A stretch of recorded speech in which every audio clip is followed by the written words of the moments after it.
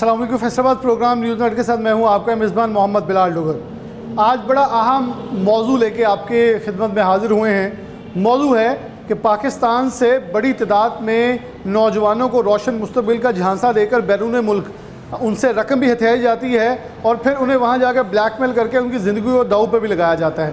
वो डंकी हो, वो गैर कानूनी इमिग्रेशन हो या कुछ भी हो। FIA फैसलाबाद ने भी एक ऐसा ही केस ट्रेस किया है जो कि कंबोडिया का है। 104 के करीब लोग ट्रेस हो चुके हैं जो कि एक एजेंट के थ्रू गैर कानूनी तरीके से कंबोडिया भेजे गए और उनके साथ ज़िंदगी उनकी दाव पे लगा दी गई।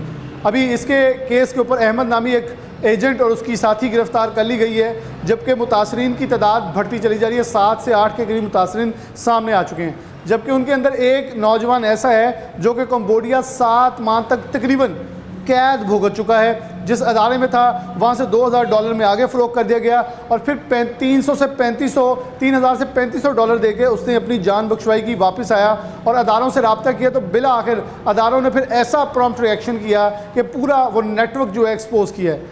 वो नौजवान क्या कहता है, उसकी स्टोरी क्या है, कैसे पाकिस्तान से ऐसे बेवकूफ़ों को ऐसे बेवकूफ़ और ऐसे चिलाक लोग जो हैं लोगों को बेवकूफ़ बना रहे हैं, उनको लूट रहे हैं। और सबसे बड़ा और अहम, कंबोडिया के अंदर ये जाने वाले लोगों से क्या काम लिया जाता है, उन्हें क्या ज़िंदा छोड़ दिया जाता है, उन्हें किस तरह टॉर्चर किया जाता है। FIA हुकाम इस हवाले से क्या कर रहे हैं और FIA जो 12 ऑफलोड का मसला दरपेश था वो क्यों कर रहा था, उसके नताइज सामने आना शुरू हो गए हैं कि अवाम के फ़ायदे के अंदर चीज़ हो रही थी कि जिसके डॉक्यूमेंटेशन पूरी नहीं थी, जिसके साथ फ्रॉड हो रहा था, उन्हें FIA रोक रहा था कि दुबई थाईलैंड के रास्ते आगे कंबोडिया और दीगर ममालिक के अंदर भेजे जाने वाले लोगों के साथ क्या हो रहा है, क्या घिनौना जुर्म जो है वो किया जा रहा है और कितने हज़ार लोग वहाँ मैसूर हैं। ये सब स्टोरी आपके सामने रखी है। प्रोग्राम में सबसे पहले साकिब अली हमारे साथ मौजूद हैं, फैसलाबाद का रिहायशी है।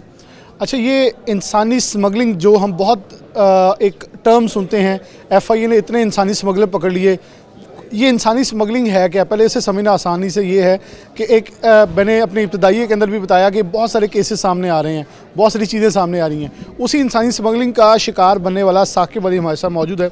इसकी कहानी इसकी ज़ुबानी सुनते हैं कि आकर साकिब अली के साथ क्या हुआ, कैसे साकिब अली को ट्रैप किया गया और एक नौजवान को कैसे ख्वाब दिखाए गए रोशन मुस्तकबिल के, और फिर FIA कंपोजिट सर्कल फैसलाबाद की बेहतरीन कार्रवाई, जैसे मैंने आगाज़ में बताया कि आए रोज़ सैकड़ों केसेस सामने आ रहे हैं कि लोगों को पकड़ा जा रहा है, उनसे पैसे बरामद करवाए जा रहे हैं, लोगों को दिलवाए जा रहे हैं, लोगों को इंसाफ दिलवाया जा रहा है। इसीलिए जब कहीं इंसाफ की फरावानी होती है तो लोगों की तादाद बढ़ती है। तो आज जब FIA composite circle Faisalabad office में आया तो मुझे लोगों का एक जम्मे गफ़ीर नज़र आया। हर कोई ये कह रहा है किसी के साथ इतना फ्रॉड, किसी का इतना फ्रॉड, और कोई तो हज के नाम के ऊपर भी फ्रॉड कर गया कि मुक़द्दस नामों और मुक़द्दस सफ़र के नाम के ऊपर भी फ्रॉड होते हैं। मैं दोबारा बढ़ूँगा। अस्सलाम वालेकुम। वालेकुम सलाम। आपका पूरा नाम क्या है? मेरा नाम साकिब अली है। साकिब, आप कहाँ से ताल्लुक़ रखते हैं? मैं फैसलाबाद से समुंदरी रोड से ताल्लुक़ रखता हूँ। ठीक हो गया। ये कब वाक़या शुरू हुआ और क्या आपके जहन में आया कि बैरून मुल्क जाने का किसने ख्वाब दिखाया? ये पूरा ज़रा सफ़र हमें आगाज़ से बताएं। बिस्मिल्लाह, शुरू अल्लाह के नाम से करता हूँ जो बड़ा मेहरबान है। ये शुक्र है कि मैं घर वापस सही सलामत वापस पहुँच गया हूँ। मेरा दोस्त था तकरीबन इधर पाकिस्तान में ना, आज से सितंबर में वो मेरे साथ बैठता था। हाँ, गुज़श्ता साल में सितंबर में 2025 में ना, इधर ही वो समुंदरी रोड पे हमारा डेरा बना हुआ है। तो वो मेरा दोस्त था काफ़ी, मैं बचपन से उसे तकरीबन जानता हूँ। उसने मुझे कहा कि मैं कंबोडिया में ना बंदों को भेजता हूँ वीज़े लगा के, तो आगे जो है डाटा एंट्री का काम है, तो सैलरी जो है 5-4 लाख बन जाती है मंथली। अगर मैं गलत ना हूँ तो उसने पहले 5 महीने आपके साथ बैठकर आपको हाँ जी ट्रैप किया है। वो मेरा फ्रेंड बना है, काफ़ी अच्छा फ्रेंड बन गया था। बिल्कुल, मैं उसके घर में ही जानता था, उसके वालिद साहब को जानता था, बड़ा भाई जो उसको जानता था। मुझे ये था कि ये मेरा दोस्त है, सारी बात महल्लेदार है, तो ऐसा कोई सीन नहीं होगा। लेकिन उसने सितंबर में मुझे बाहर भेजा 11 डेट को। जैसे मैं उधर गया हूँ, तकरीबन 1 मंथ में उधर फ्री रहा हूँ। मैंने उसको कहा काम दिखाओ, वो मुझे मुख्तलिफ कंपनियों में, हाँ मेरे साथ ही, वो उधर बाहर था। आप बरस्ता किधर से गए? मैं इधर से पहले दुबई गया हूँ, दुबई से सिंगापुर गया हूँ, सिंगापुर से बाद में कंबोडिया गया हूँ। तो ये बाय फ्लाइट ही था? हाँ, बाय फ्लाइट ही गया हूँ। उसने वो वीज़ा लगा के आगे जो भी उसने, हाँ बाय फ्लाइट ही गया हूँ उधर से। आपको एयरपोर्ट पे कहीं रोका कुछ? हाँ जी, उन्होंने रोका, उधर पासपोर्ट लिया, उन्होंने पूछा क्या करने के लिए आए हैं। इसने मुझे बताया हुआ था कि आपने इनको कहना है कि आप विज़िट के लिए आए हैं और इधर कारोबार करना चाहते हैं। तो मैंने उनको वो कहा, तो मैं उधर से क्लियर हो गया, चला गया, क्योंकि मेरे पास कैश पैसे थे। मैंने उनको बताया और मेरे अकाउंट भी अच्छे हैं ना, मैंने उनको दिखाया, वो कह रहे ठीक है। उसके बाद उसने कंपनी में मुझे सेल कर दिया, वो ले गया कंपनी में। एक कंपनी में लेके गया, उधर उसने कहा कि ये कंपनी अच्छी है, सैलरी भी इसकी अच्छी है, 5 लाख रुपया मंथली दे रहे हैं, आप अपना पासपोर्ट दे दें, ये वीज़ा भी आपको लगा के देंगे। जो उनका विजिट वीज़ा आता है वो 1 मंथ का होता है, उसके बाद वीज़ा आपने एक्सटेंड करवाना होता है, वो कंपनी करवा के देती है। मेरा वीज़ा एक्सपायर हो गया हुआ था, 1 मंथ मुझे हो गया था उधर ही रूम में ही। उसने मुझे लगवाया कंपनी में, मुझे ये था मेरा वीज़ा लग जाए, मैं फंस ना जाऊँ। उसने मुझे कंपनी में लगवाया, उधर मेरा पासपोर्ट दे के उनसे $2-3 हज़ार डॉलर, तकरीबन 2,000 से 3,000 डॉलर के दरमियान उसने अमाउंट ली, $2,500 तकरीबन। वो मैं मुझे जिस चाइनीज़ के पास इन्हें छोड़ा था, मैंने उसको कहा कि मैं यहाँ काम नहीं करना चाहता। उसने कहा कि $3,000 दो। ये तो कोई अफ्रीकन मुल्क है। नहीं नहीं, इधर थाईलैंड के बिल्कुल साथ है। हाँ, वियतनाम और थाईलैंड के बिल्कुल अच्छा, साथ जो है ये। थाईलैंड से थाईलैंड जाते हैं उधर से कोई रास्ता भी लेके जाते हैं? हाँ जी, जाते हैं उधर से, वो पैसे दे के ना, होता है वो एजेंटों के पास ना कोई रास्ता, वो उधर से लेके जाते हैं। थाईलैंड और कंबोडिया आप जा सकते हैं, और वियतनाम भी ना, उसके अंदर से रास्ता है। ये आगे भेजता था लड़कों को, इसने मलेशिया भी भेजे हैं लड़के, बर्मा भी भेजे हैं, कंबोडिया भी। लिए गए पाकिस्तान में कितनी बार है?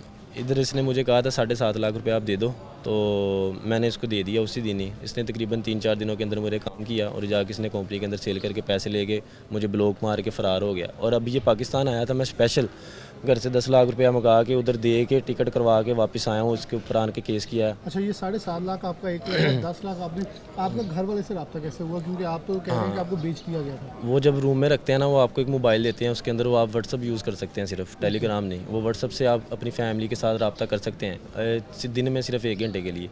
उसके बाद वो उधर करंट भी लगाते हैं अगर बंदा काम ना करे, और जान से भी मार देते हैं। काफ़ी मैंने केस देखे अपनी आंखों के साथ, उधर बहुत लड़कों के साथ जुल्म हुआ ना, लेकिन ये है कि वो उधर काम ना करें तो वो फिर टॉर्चर करते हैं आपको। हाँ, काफ़ी मार पड़ी। किस बात पे?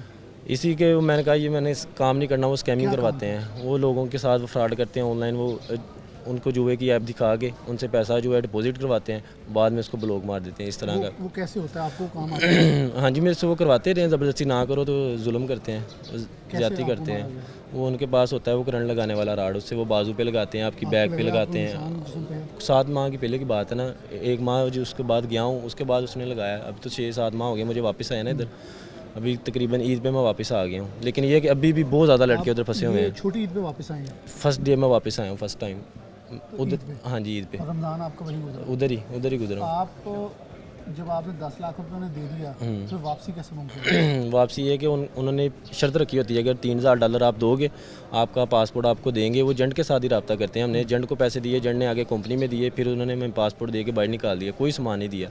सारा सामान मेरा उधर ही पड़ा हुआ है। 1.5 माह का ओवर स्टे हो गया हुआ था मुझे, वो मैंने उधर पैसे पे किए इमिग्रेशन में, कंबोडिया में, पाकिस्तानी। तो उसके बाद फिर मैं टिकट करवाई। आपने एम्बेसी को बताया जाके मेरे साथ? मैंने सारा कुछ बताया उधर, उन्होंने आगे इनसे रब्ता किया FIA में। उन्होंने कहा कि आप उधर जाके भी ऐसे करें वो, लेकिन वो पाकिस्तान आ गया हुआ था। ये लड़का मेरे साथ ही आया ना, मैं तकरीबन फर्स्ट डे आया हूँ, ये इससे 3-4 दिन पहले आ गया हुआ था, मुझे पता चल गया था। फिर शो इसने भी ये किया कि ये भी पकड़ा गया? ये भी पकड़ा गया, इसने ये शो किया। ये भी जाहिर किया आपको कि ये भी पकड़ा गया? हाँ, इसने ये शो किया। ठीक। तो मैं जब यहाँ पे आया हूँ, मैं वो कनार रोड पे FIA की वो जो इनकी दूसरी ब्रांच है, हाँ जी, मैं उधर गया। उन्होंने बताया कि इस तरह हमने मतलब हमका लड़का पकड़ लिया हुआ है ऑलरेडी, तो आप उधर चले जाएँ। मैं इधर SHO अजमल हुसैन साहब के पास आया हूँ। उन्होंने मेरे बयान वगैरह लिए, उन्होंने कहा आपको रिकवरी मिलेगी। उनका बहुत शुक्रिया कि उन्होंने हमारी बात सुनी है। 3-4 दिन वो मेरे साथ कॉन्टैक्ट में हैं, वो डेली बेसिस पे बुला रहे हैं। मुझे उम्मीद है कि जल्द से जल्द मेरी रिकवरी हो जाएगी, लेकिन उसने बहुत जुल्म किया हमारे साथ। क्या लगता है कि आप कहाँ से वापस आए? अजाब है, मैंने ज़िंदगी की सबसे बड़ी गलती की, एक दोस्त पे एतमाद करके बहुत नुकसान करवा दिया। यार ने दर्द ही होंगे। नो उधर नहीं, वो मेरे साथ खाना खाता रहा है, तकरीबन इतना टाइम उसके साथ गुजारा है, लेकिन उसने नहीं, किसी को नहीं। 7 माह आप तकरीबन कैद में थे? कैद में रहा। आपके साथ कौन होता था?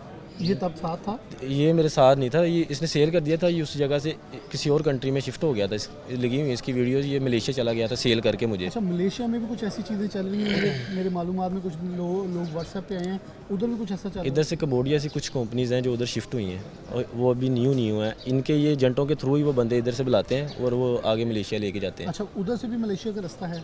नहीं, वो बाय फ्लाइट लेके जाते हैं ना, वो पैसे पे करते हैं, हर चीज़ वो आपकी पे करते हैं, आपने पैसा कोई नहीं देना। लेकिन ये एजेंट जो हैं, ये इधर से भी पैसे लेते हैं, वो आगे से भी पैसे लेते हैं बंदा उधर बुलाने का। तो जो ये आप कह रहे हैं स्कैम करवाया जाता है, उससे कितना लूट मार की जाती है? उससे लाखों डॉलर डेली का कुछ मिलता है?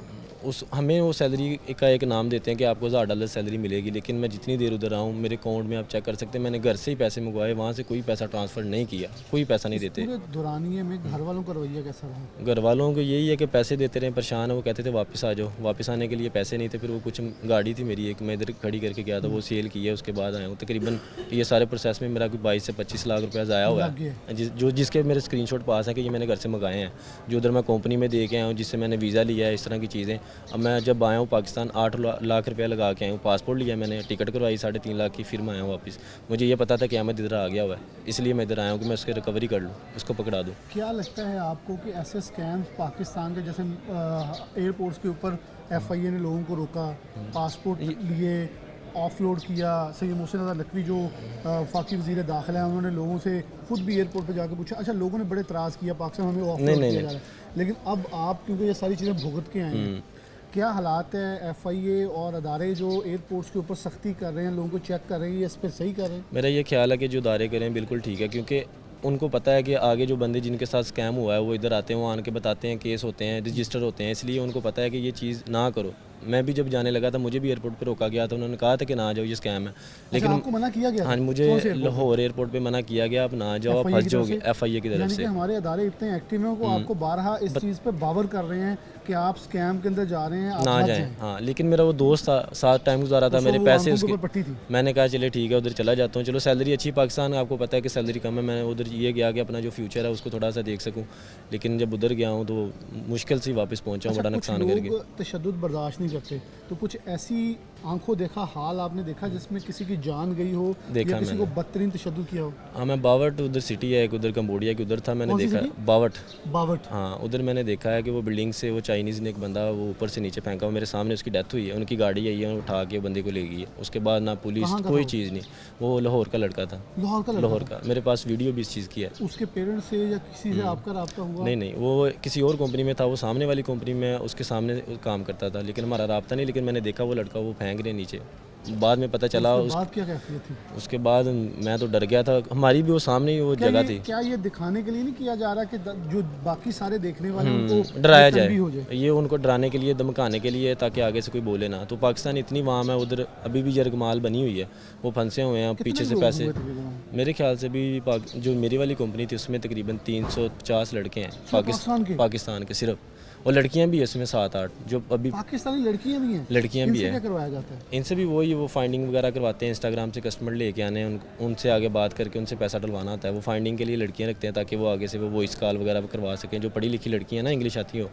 तो इस अहमद लड़के ने लड़कियां भी सेल किया है, उसका भी अभी उसके केस चल रहा है अहमद के ऊपर ही। उसने लड़की सेल की है $6000 की उधर ही, ये इधर वो भी लाहौर की थी, और इसके साथ एक लड़की और भी इन्वॉल्व है, वो इधर है चनाब गार्डन की ना, और जो इसके साथ एजेंटी कर रही है, वो भी अभी उसके खिलाफ भी मुकदमा हुआ है। देखें वो कम्बोडिया में ही वापस आते हैं कि नहीं। ठीक होगा जी। और भी कुछ केसेस हैं, ये वो कहानी है जो कि हम सुनते हैं, डंकी लगा के गए और डंकी अब मुख्तलिफ तर्ज की है। वो ज़रूरी नहीं है कि आप जंगलों से गुजरेंगे, ये आपको गैर कानूनी तरीके से किसी कहीं भेजना, पैसे लेने और फिर जानी नुकसान तक की जो वार्निंग्स चीज़ें हैं वहाँ तक लेके जाई जाती हैं। वैसे एक नौजवान मौजूद है, कुछ और है, उनसे गुफ्तगू करते हैं, एक ब्रेक लेते हैं, वापस आते हैं।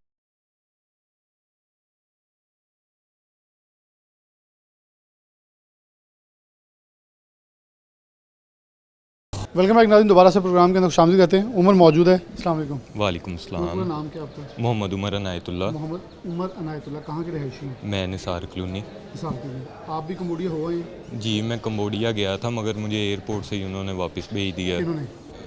कंबोडियन एयरपोर्ट ने। आप कौन से एयरपोर्ट से पाकिस्तान से गए थे? मैं पाकिस्तान से सियालकोट एयरपोर्ट से। आपको वहाँ FIA वालों ने तनबीह की थी कि ना जाएं? नहीं, मुझे किसी ने कुछ नहीं कहा था। ठीक हो गया। मैं सीधा गया एयरपोर्ट पे, उन्होंने मेरा बोर्डिंग पास मुझे पकड़ाया, मैंने आगे जाके एग्ज़िट की स्टैंप लगवाई और मैं क्लियर हो चीज़ें गया। चेक की गई थी वहाँ? चीज़ें आपके चेक पास की, चीज़ें, मेरे documents पास पूरे? होटल रिजर्वेशन एवरीथिंग अवेलेबल थी। अच्छा, आप कम्बोडिया तक गए हैं, आपको कौन लेके जाने वाला था? अहमद ही, यही लड़का? यही लड़का। इसका ऑफिस कहाँ है? इसका कोई ऑफिस नहीं है, इसका टिकटॉक अकाउंट है ओके। चौधरी अहमद के नाम से ना। ये लोगों को वहीं से फ्रॉड करता है, वहीं से लोगों को बुलाता है, ठीक है, वीडियो पोस्ट करता है, तो लोग इसकी बातों में इजीली आ जाते हैं, क्योंकि इसके फॉलोअर भी ठीक हैं।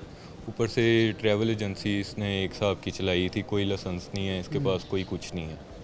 अच्छा, आप जब कम्बोडिया एयरपोर्ट पे आपको रुका गया जी, तो आपको वहाँ से डिपोर्ट किया गया? नहीं, मुझे उन्होंने रोका था, मुझसे वो पैसे मांग रहे थे, मुझसे वो कंबोडिया एयरपोर्ट वाले? जी अच्छा, मुझसे वो भी पैसे मांगते हैं? जी वो मुझसे $800 मांग रहे थे। इसने मुझे कहा कि मेरा बंदा आ रहा है तुम्हारे पास, उसे तुम ना $1000 दे दो, ठीक है।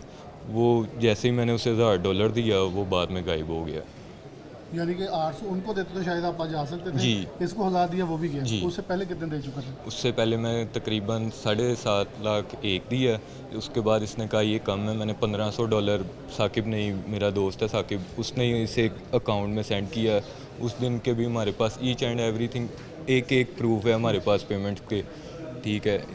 बस अच्छा, आपके वालिदैन क्या करते हैं? मेरे वालिद साहब गवर्नमेंट ऑफिसर हैं, ठीक मेरे है। वालिद साहब डीसी ऑफिस होते हैं। अच्छा, आपने वालिद साहब ने मना किया किसी ने कि किधर जा रहे हो, स्कैम बहुत चल रहे हैं?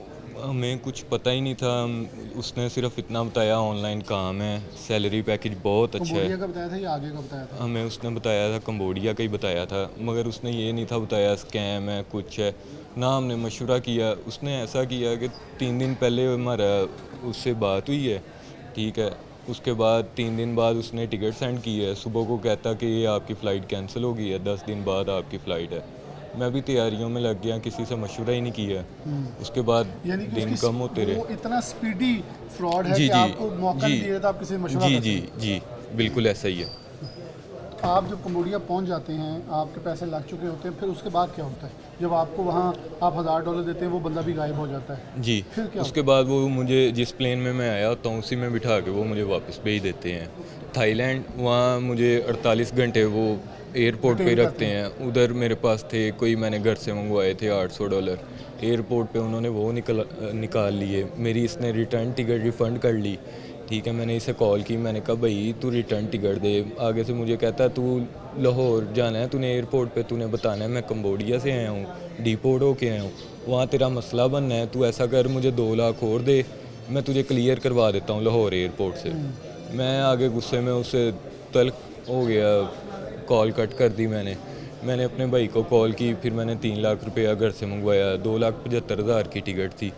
वो रिटर्न टिकट लेके मैं लाहौर एयरपोर्ट पे आया। लाहौर एयरपोर्ट पे FIA ने मेरे से बहुत ज़्यादा इन्वेस्टिगेशन की, ठीक है। उसके बाद उन्होंने बिठाई रखा, थोड़ी देर बाद उन्होंने कहा ठीक है आप क्लियर हैं, आपके एयरलाइन के चार्जेस भी क्लियर हैं, आप जा सकते हैं। उन्होंने मेरा पासपोर्ट मुझे रिटर्न किया, मैं घर आ गया। उसके बाद FIA फैसलाबाद ऑफिस कैसे पहुंचे? FIA फैसलाबाद ऑफिस ऐसे पहुंचे, हमें खबर मिली कि अहमद पाकिस्तान आ गया है। मेरे वालिद साहब ने कहा कि इसके ख़िलाफ़ कोई कार्रवाई करो, कानूनी कार्रवाई। तो हम एप्लीकेशन देने गए थे कनार रोड वाली ब्रांच में। उन्होंने हमें बंदे का पूछा, उन्होंने हमें आगे से इसकी फ़ोटो दिखा दी, कहते यही बंदा है। हमने कहा जी, कहते ये तो जंग रोड बंद है, आप जाओ जंग रोड जाओ। इधर आए, इधर अजमल हुसैन साहब हैं हमारे SHO, इन्होंने बहुत ताउन किया, इन्होंने हमारा बयान वगैरह लिखवाए, ठीक है। एक एक डिटेल से इन्होंने हमारी बात सुनी और उसके बाद अब इंशाल्लाह रिकवरी भी ये करवा के देंगे। क्या कहेंगे नौजवानों को कि रोशन मुस्तकबिल कितना आसान है? क्या हमें शॉर्टकट्स जो ऐसे तरीके हरबे इस्तेमाल करने चाहिए? जी नहीं, बिल्कुल पहले इंफॉर्मेशन डिटेल से लेनी चाहिए, उसके बाद हमें नेक्स्ट स्टेप लेना चाहिए। हमसे गलती होगी बस, ठीक है, अब आगे इंशाल्लाह ऐसा नहीं होगा। बिल्कुल, ये इंटरव्यू का मकसद ही ये है कि आप बहुत सारे दीगर आप जैसे नौजवान जो रोशन मुस्तकबिल का ख्वाब देखते हैं उनको महफूज बनाया जा सके इन फ्रॉडियों से जो कि। और अच्छा, FIA डायरेक्टर जो हैं उनसे भी एक खुसूसी इंटरव्यू मेरा हो चुका है जिसके अंदर पॉडकास्ट बल्कि हुआ था, जिनका उन्होंने कहा था फैसलाबाद FIA ऑफिस में पूरी डिटेल्स मौजूद हैं ट्रैवल एजेंट्स की। अगर आपको बिल्कुल सही और उन लोगों का पता करवाना है जिनके साथ आप जा सकते हैं, तो उनकी हमारे पास फहरिस्त मौजूद है। तो घर वालों का रवैया क्या है आपके साथ? उन्होंने कहा कि घर वाले बस जलील ही कर रहे हैं और क्या कर सकते हैं। उनका भी गुस्सा बनता है। जाहिर बात है, उनके एमी पैसे लगवा कितने दिए। लग गए अभी तक? मेरा टोटल लग गया 17,17,000 रुपया। और इसमें कुछ अच्छा हो सकता था? इसमें बहुत अच्छा हो सकता था। इसमें अगर मैं इटली के लिए स्टडी वीज़ा अप्लाई करता तो इजीली जा सकता था, बाहर कहीं भी स्टडी वीज़ा अप्लाई करता मैं इजीली जा सकता था। अब आपने अपना रास्ता भी रोका है, पासपोर्ट भी ख़राब हुआ है। पासपोर्ट भी ख़राब हो गया, जो अल्लाह को मंजूर वही होगा। अल्लाह आसानियाँ करे आपके लिए। और ये बिलाशुबा एक दुख है, एक मुश्किल है, लेकिन मेरे ख्याल में ये जो इंटरव्यू दे रहे हैं बहुत सारे लोगों का भला कर रहे हैं कि ना सिर्फ एक मौत के मुंह से निकल के आए हैं बल्कि एक ऐसा सफ़र शुरू कर रहे हैं जो कि बिलाशुबा इंसान जब ठोकर खाता है तो फिर बहुत सारी वो तकदो के लिए तैयार भी हो जाता है कि उसने सर्वाइव बैक करना है। एक और नौजवान है जो कि आप इधर से आ जाए, उनसे गुफ्तगू करते हैं। अस्सलाम वालेकुम। वालेकुम क्या नाम है सलाम। आपका? अबू बकर। तो बकर, आप कहाँ के रहने वाले हैं? मैं फैसलाबाद समनाबाद में। आप अभी कम्बोडिया नहीं गए थे? नहीं, अभी मैंने जाना था। बेसिकली मेरा ये फैमिली फ्रेंड है साकिब अली। ठीक हो गया। तो अहमद भी मुझे थोड़ा बहुत जानता था, तो इन्होंने अच्छा, कहा अहमद के साथ साकिब भी इन्वॉल्व है? नहीं साकिब नहीं इन्वॉल्व। उसने साकिब के साथ खुद फ्रॉडबाजी की है, अच्छा। धोखाधड़ी दे के उसे लेके गया। अच्छा, साकिब ये वाला? हाँ जी, वहाँ जाके उसके साथ उसने ज्यादती की, पैसे भी खाए। आपको किसने कहा कम्बोडिया जाओ? मुझे कहा कम्बोडिया जाने का किसी ने नहीं कहा। यहाँ पे आपको पता है कि इतनी इनकम वाली सैलरी नहीं मिलती, काम जॉब है कोई नहीं। तो मुझे इन्होंने कहा कि कम्बोडिया आ जाओ, अहमद ने बोला। मैंने कहा चलो ठीक है, मैं बनाता हूँ सीन। उसने कहा तुम मुझे वर्किंग पैसे दो, मैं तुम्हारा वीज़ा लगवाता हूँ, बाकी पेमेंट वहाँ पे जाके क्लियर कर लेंगे। तो वो मैंने उसे 3.5 या 3 लाख रुपए सेंड किया। उसने मुझे वीज़ा लगवा के भेज दिया। वीज़ा लगवा के जब भेजा है तो मैंने साकिब अली के साथ रब्ता किया। मैं कहा यार ऐसे ऐसे मैंने उसे पैसे दे दिए हैं, तो मैं भी कम्बोडिया आ रहा हूँ। इसने मैंने कहा यार ना इधर तो मामला बहुत ख़राब है, तुमने पहले रब्ता करना था, पहले बताना था। मैंने कहा यार मैंने तो पेमेंट दे दी। कहता तुम मुझसे पेमेंट वापस लो। मैंने जब उसे पेमेंट वापस करने का दावा किया तो वो मुझे कह रहा है आगे से कि आज देता हूँ, कल देता हूँ, ये करता हूँ। फिर उसने मुझे ब्लॉक कर दिया, कोई रब्ता नहीं किया। वो यही सीन चक्कर चलता रहा। बाद में मुझे पता ही नहीं चला किधर गया है किधर नहीं। उसके वाला साहब से भी रब्ता किया है। उन्होंने आपने कितने पहले पैसे दिए? मैंने 3.5 लाख रुपए तकरीबन इसी दिए। मैंने तकरीबन मुझे हो गया 2 मंथ हो गए, 2 नहीं ज़्यादा मंथ हो गए दिए हुए। साकिब के साथ फ्रॉड हो चुका था तब? जी तब दिए मैंने। जब इसे बताया इसने कहा और पैसे ना उसे देना, रहने दो, ये तो फ्रॉडबाजी कर रही है। वो मैंने प्यार से उससे बात करने की, डील करने की कोशिश की, लेकिन उसने पैसे वापस कोई भी नहीं दिए। तो फिर हमने इधर आके FIA फैसलाबाद समनाबाद इधर थाने में रिपोर्ट करवाई। इन्हें बताया SHO अजमल हुसैन साहब को, इन्होंने उनके ऊपर कार्रवाई की, बंदे बरामद किए। तो अब देखिए इंशाल्लाह उम्मीद तो है रिकवरी हो जाएगी हमारी, बाकी अल्लाह खैर करे। बहुत शुक्रिया। ये मौजूद हैं जिनके साथ ऐसा हो रहा है। अच्छा, क्या है ऐसी वजह जिसके पीछे लोगों की बहुत बड़ी तादाद है कि हम जाएं और जाके कम्बोडिया में जाएं? क्योंकि जैसे वो बता रहे हैं 300 लोग वहाँ हैं। वो देखे ना, इधर बेरोज़गारी भी थोड़ी बहुत है, इस वजह से लोग उधर की तरफ रुझान करते हैं। उधर के लोग धोखाधड़ी देते हैं, यहाँ से कहते हैं कि वहाँ पे जाके आपको जॉब लगवाएंगे, अच्छी सैलरी देंगे, 4 लाख देंगे, 5 लाख देंगे। बहुत तरक्की याफ्ता तो वहाँ पे ये तो बाद में पता चला बेसिकली वहाँ पे स्कैम हो रहा है। लोगों के साथ वहाँ पे बैठ के स्कैम करना है। कई लोग तो इसी वजह से वहाँ से जान से भी गए हैं, जिन्होंने कहा कि हमने नहीं इधर बैठ के करना, हमें वापस भेजो। तो उन्होंने वहाँ पे बंदे मार दिए। वो इसीलिए बंदे को डरा के रखते हैं। तो यही सीन चलता रहा। इसने काफ़ी बंदे भेजे हैं, लड़कियाँ भी भेजी हैं। अहमद नाम का जो लड़का है ये एजेंट बना रहा है। इसने काफ़ी लोग भेजे हैं यहाँ से, पाकिस्तान से, फैसलाबाद से काफ़ी लोग भेजे हैं। SHO साहब को भी पता है, वो कार्रवाई कर रहे हैं। इंशाल्लाह उम्मीद तो है रिकवरी भी हो जाएगी हमारी। बाकी देखते हैं आगे क्या बनता है। सही है। हमारे साथ मुतासरीन मौजूद थे जो कि बता रहे हैं कि कैसे कैसे लोगों के साथ स्कैम हुआ, कैसे लोगों को जो है वो लूटा गया है। लोगों को वीज़ा फ्रॉड के नाम के ऊपर लोगों के साथ हाथ किया गया उनको। और ख़ास तौर पे मैं अदारों को क्रेडिट देना चाहूँगा कि हमारे अदारे इस हद तक विजिलेंट हैं कि अगर कोई आ रहा है तो उसके साथ जैसे ऐसे नौजवानों को बचाया जा रहा है ताकि मज़ीद इस का शिकार ना हो जाएं और इस पूरे स्कैम के अंदर कहीं फंस के अपने आप को, अपनी कीमती जो आमदन है ना, वालदैन के असासे हैं, वो गंवा ना बैठें। क्योंकि अगर जैसे साकिब बता रहा है कि 300 से ज़ायद लोग हैं। मुझे एक मलेशिया से भी कॉल है कि ऐसा स्कैम वहाँ भी हो रहा है। मेरे ख्याल में FIA इस हवाले से लोगों को, जब लोग कहते थे ना कि ऑफलोड कर रहे हैं, FIA ऑफलोड कर रहा है, तो मैं तब भी कह रहा था कि कागजात की जाँच पड़ताल आपके भले के लिए की जा रही है। लेकिन अब जब चीज़ें सामने खुल के आ रही हैं तो अब लोगों को अंदाज़ा हो रहा है कि FIA हमारे हक़ में था, हमें स्कैम से बचा रहा था, हमें मुश्किल से बचा रहा था, जो कि आने वाले दिनों में हमारे सर पे लटक रही है तलवार, और वो अब उसके खमियाजा भुगतने वाले लोगों की तादाद बढ़ती हुई नज़र आ रही है। यहाँ एक ब्रेक लेते हैं, दोबारा हाजिर होते हैं।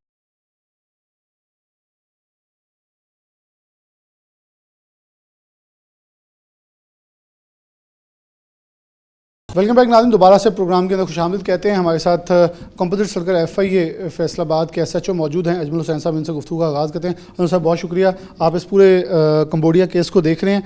क्या है ये मैं तो उन नौजवानों को जो वापस आए शायद वो इस हालत में नहीं है, उनसे मैं कुछ और सख्त सवालात किए जाएँ, लेकिन डेफिनेटली ये एक रोशन मुस्तकबिल कह लें, एक लालच कह लें, कहीं ना कहीं हमें शॉर्टकट दिया जाता है जिसको हम देखते हुए, अट्रैक्ट होते हुए उसके पीछे भागते हैं, अल्टीमेटली हम एक बहुत बड़ी मुश्किल में फंस जाते हैं।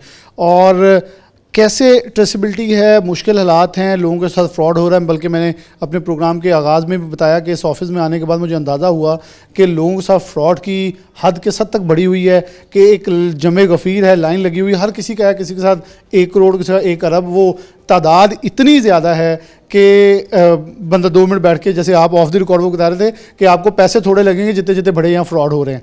क्या कहेंगे FIA के लिए कितना सख्त था? क्योंकि मैंने प्रोग्राम में ये भी जुमला बोला कि बहुत सारे लोगों ने तनकीद की जब FIA और सैयद मोहसिन रज़ा नकवी ने ये सख्ती की ऑफलोड वाली, तो लोगों ने कहा ले जी ये तो लोगों को तंग कर रहे हैं, दिहाड़ियाँ लगा रहे हैं। अब अंदाज़ा हो रहा है कि उसके पीछे जो बड़े स्कैम्स थे उनको पकड़ना था और जो अब खुल के सामने आ रहे हैं। जी वालेकुम सलाम और आपका शुक्रिया कि आपने हमें मौका दिया। इस पे सबसे पहले तो डिपार्टमेंट हमारा जो FIA है, हमारे director general doctor Usman Anwar साहब और जो मलिक सिकंदर याद डायरेक्टर फैसल बाजून है, उनका मैसेज है कि जो ह्यूमन ट्रैफिकिंग और ह्यूमन स्मगलिंग है इस पर ज़ीरो टॉलरेंस है। इनके खिलाफ एजेंट्स माफिया की कार्रवाइयाँ, जो एजेंट माफिया लोगों के साथ कर रहे हैं, उनके खिलाफ FIA की कार्रवाइयाँ हम वक्त हो रही हैं। और इसमें सबसे पहले ज़रूरी ये है कि जो माइग्रेंट जाना चाहता है बैरून मुल्क, उसके लिए लीगल चैनल्स हैं, ओवरसीज़ एम्प्लॉयमेंट प्रमोटर्स के इदारे मौजूद हैं। जब कोई वीज़ा लगता है, वो प्रोसेस होता है, वो किस हिसाब से कहाँ से भी मंगवाएं, उसको पहले प्रोटेक्टर ऑफ इमिग्रेंट में रजिस्टर करवाएं और वहाँ पे कम से कम आपकी रजिस्ट्रेशन हो जाती है। वीज़े का पता लग जाता है कि आपका वीज़ा सही है गलत है। आप ये जो एजेंट होते हैं, जो चलते फिरते लोग हैं, आपको कहते हैं कि आप वहाँ के मार्केटिंग मैनेजर होंगे, आपको बहुत ज़्यादा अमाउंट दी जाएगी। ये सारे झूठ और धोखे होते हैं। आपने जब भी जाना है रजिस्टर इदारे में जाना है, वहाँ से आपने अप्लाई करना है। उसके बाद उस वीज़े को प्रोटेक्ट करवाना है, जो protector of immigrant bureau of immigration का ऑफिस है। जब आपका होगा तो कम से कम आपका रजिस्ट्रेशन होगी, आपको बताया जाएगा कि ये आपका वीज़ा है, इतनी आपकी सैलरी, इतनी आपने कंपनी में आपको पैसे मिलेंगे। इस तरह आप लोगों के धोखे से बच सकेंगे।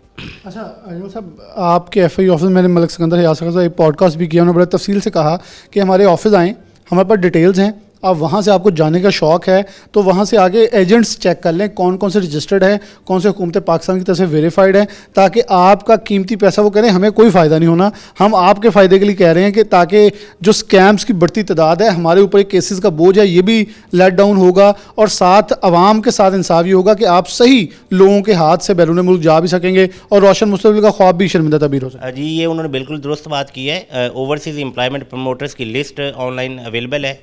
आपको जब कोई एजेंट वीज़ा देता है या वो प्रोटेक्ट करवा के देता है, वहाँ पे एक रजिस्टर्ड नंबर होता है, आप उसको ऑनलाइन जाकर चेक कर सकते हैं कि क्या उसके पास वैलिड जो ये है इजाज़त मौजूद है लोगों को बाहर भिजवाने की।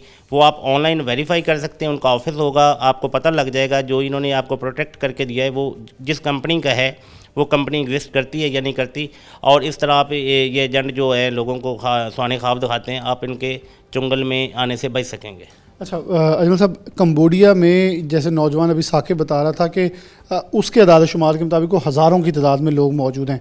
गवर्नमेंट लिंक करी, जैसे ये केसेस आपको ट्रांसफ़र किए जा रहे हैं, एयरपोर्ट्स पे लोगों को ट्रेस किया जा रहा है ताकि इनको जितने लोग हों मैक्सिमम उन्हें पकड़ लिया जाए। कितने ऐसे स्कैम, क्योंकि हमें FIA की तरफ से तो रोज़ फैसलाबाद की तरफ से ये खबर आ रही है, इंसानी ट्रैफिकर पकड़ा गया, इतना इंसानी स्मगलर इतने पकड़े गए, इतने लोग ये फ्रॉड करते पकड़े, यहाँ इवन के हज फ्रॉड तक अब लोग इस हद तक भी आगे कि उम्र और हज के नाम पे भी फ्रॉड हो रहे हैं। आप इन लोगों को क्या कहेंगे जो इनके चुंगल में फंसते हैं या कहीं ना कहीं ट्रैप होते हैं? जो ये केस था स्पेसिफिक जिसमें हमने ये 2 एजेंट पकड़े हैं, ये बेसिकली यहाँ से लड़कों को हायर करता था। ये आगे राब्ते में था, एक फ़ातिमा नाम की लड़की है, वो दुबई स्टेशन है, पाकिस्तानी है, लेकिन वो कंबोडिया भी जाती है। अब जो इनके मोबाइलों से हमें डाटा मिला, जिनके प्रोटेक्ट हुए जो वीज़े ट्रैवल हुए हुए हैं, जिनकी हमने ट्रैवल हिस्ट्री भी बाद में ली, जहाँ से वेरीफाई हुआ, तो तकरीबन 103 लड़के थे जो ये भेज चुके हैं। और इनके लिए हमारे लिए मसला ये होता है कि इन्होंने व्हाट्सएप बनाए होते हैं फ़ॉरेन नंबर्स पे। अब ज़्यादातर कंबोडिया नंबर्स हैं, उन पे व्हाट्सएप है, पाकिस्तान के एड्रेस नहीं है। तो उसके लिए हम म्यूचुअल लीगल असिस्टेंस एक हमारी है लीगल तरीक़ेकार है, हम वो भेजते हैं कि इनका वहाँ पे चेक करें, इनका पासपोर्ट, इनका एड्रेस, वो जब चेक करेंगे तो वो हमें डिटेल भेजेंगे, उसके मुताबिक हम पाकिस्तान में उनके खिलाफ कार्रवाई करेंगे।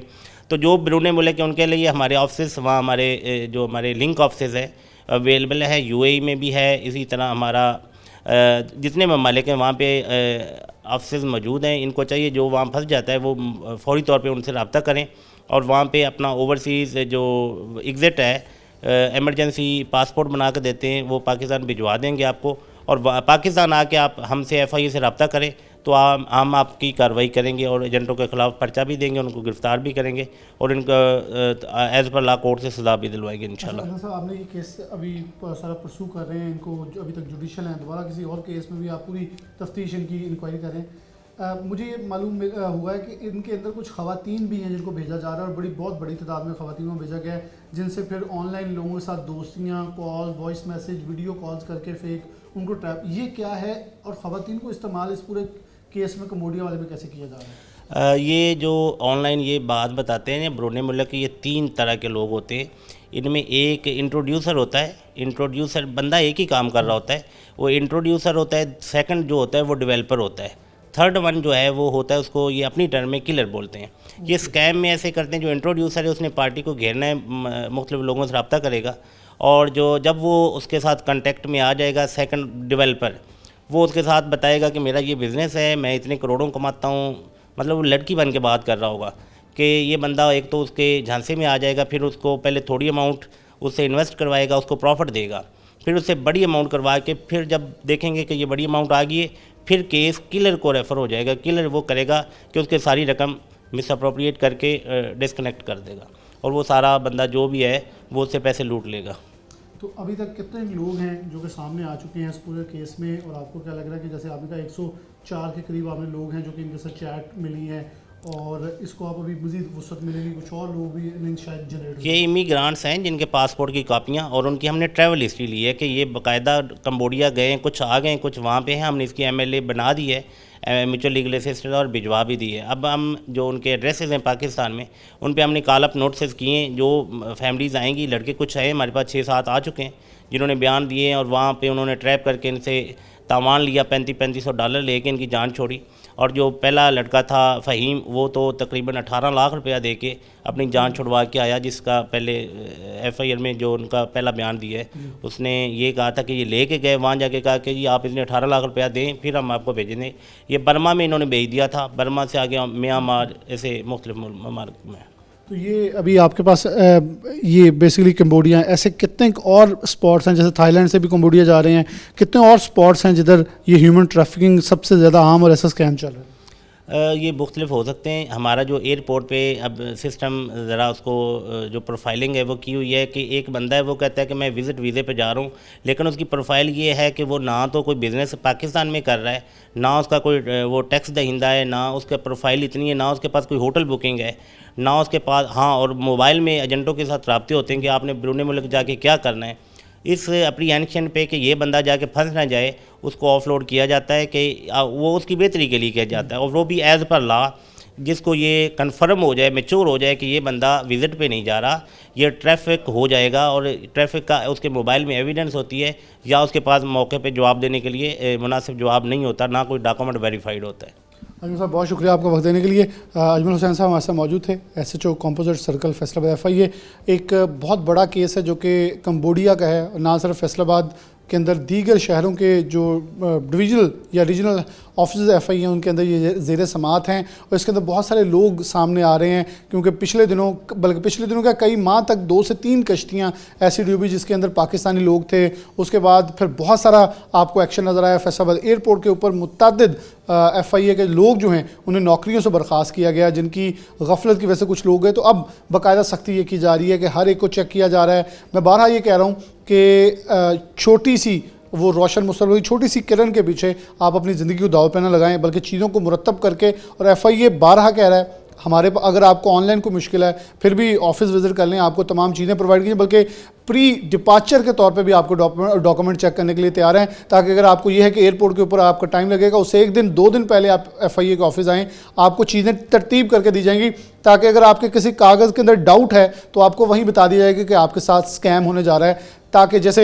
अजमल साहब ने बताया कि वहाँ जाके, यहाँ तो 9 लाख 7.5 लाख 8 लाख दिए, लेकिन वहाँ जाके आप मज़ीद 18 19 या 20 लाख देके अपनी जानें बचाना चाहते हैं, तो बेहतर है कि यहाँ छोटे नुकसान के ऊपर उसका भी खमियाजा जो है भुगतने की बजाय उसका भी आपको पे बैक होगा। अदारे मौजूद हैं, उनके ऊपर ट्रस्ट करें, ना कि अपनी अक्ल व दानिश के साथ कोई शॉर्टकट ढूंढें जो कि आपके लिए वबाल जान बन जाए।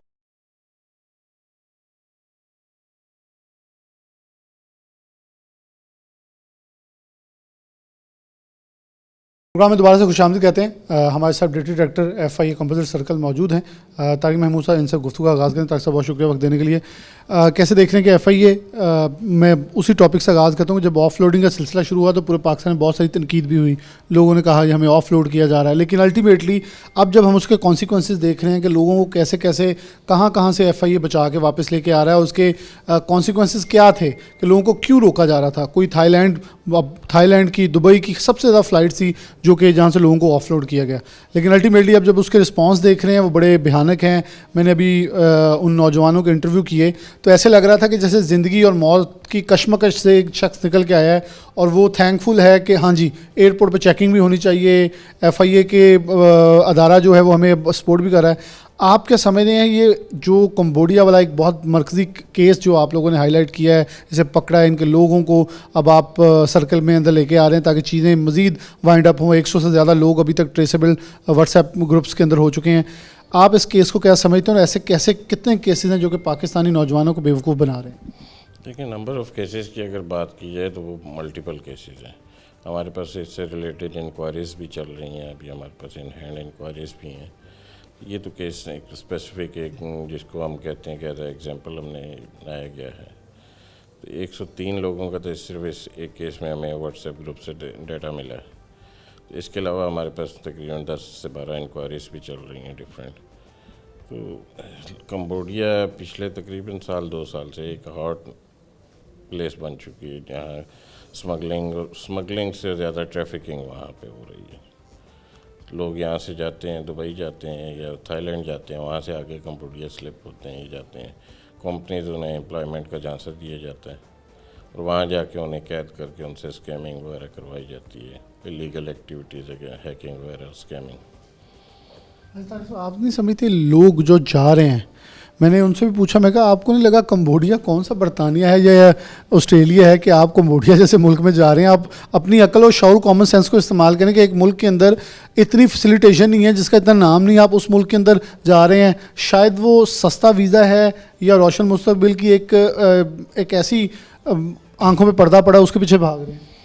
देखें, पाकिस्तान में लाजमी बात है कि हालात कोई इतने बिजनेस के पिछले कुछ अर्से बेहतर नहीं है, तो लोगों का ट्रेंड एक वैसे भी हमारा एक सोशल सेटअप बना हुआ है। जो लोग पहले बाहर जा चुके हैं, एक ऐसा ट्रेंड बन चुका है कि बाहर शायद आसमान पे पैसे लगे होते हैं वो जो उनको मुफ्त में मिल जाते हैं और यहाँ तो वो उनसे भी इम्प्रेस होकर लोग जाते हैं।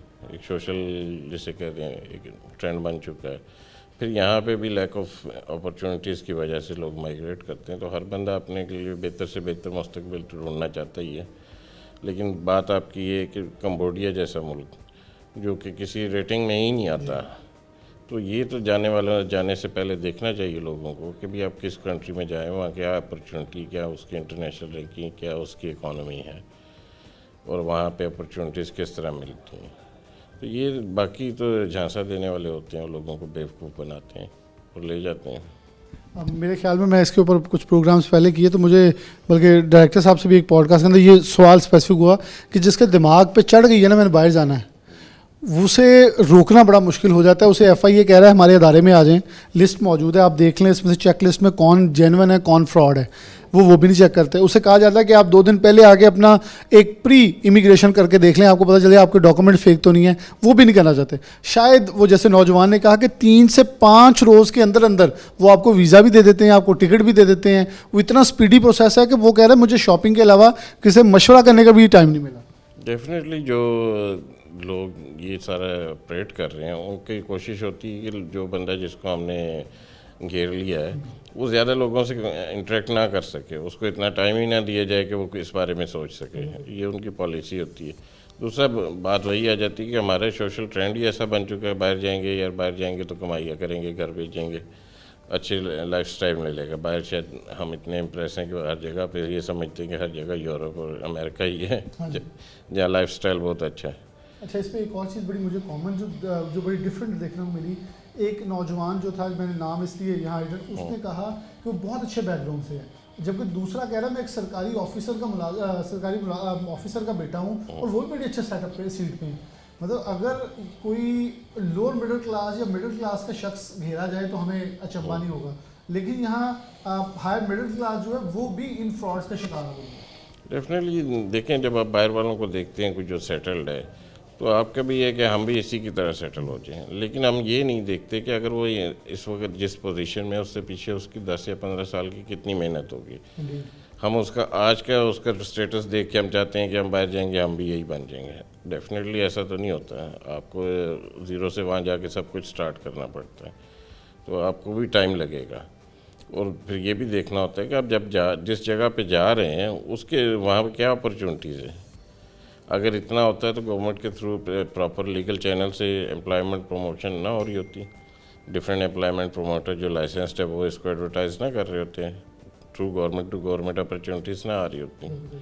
ये चीज़ें कोई नहीं देखता है। हालांकि FIA की वेबसाइट है, FIA डिफरेंट सेशंस करती है, डिफरेंट NGOs के साथ मिलकर, non government organisation, different sessions होते हैं, अवेयरनेस सेशन होते हैं, कैंपेन्स चलाई जाती हैं कि भाई आप जो भी है लाइसेंस ऑपरेटर्स के थ्रू जाएँ। लेकिन लोगों का ट्रेंड अभी तक इसमें समझ नहीं जा रहे हैं, वो उस तरह नहीं है। वो बस देखना चाहते हैं कि हम जा रहे हैं, और इसी वजह से ये एजेंट वगैरह कामयाब होते हैं। क्यों? बिल्कुल सही। तारिक महमूद साहब हमारे साथ मौजूद है, deputy director composite circle FIA Faisalabad. बिल्कुल इनकी बात इस हद तक बहुत ही सेकंड करने वाली है कि लोगों को एक ख्वाब है जो दिखाया जाता है, और ख्वाब बड़े दिलकश होते हैं। जब आप उन ख्वाबों की तकमील के पीछे भागते हैं, फिर अंदाज़ा होता है कि आप किस गहरी खाई के अंदर जा गिरे हैं, जहाँ से निकलना आपके लिए मुश्किल होगा। और फिर वो जो नौजवान जिससे जो एक सरकारी ऑफिसर का मुलाजिम था, जब मैंने उससे पूछा वालिदैन का क्या रिस्पॉन्स है, वो कह रहा है वो भी मुझसे तंग है।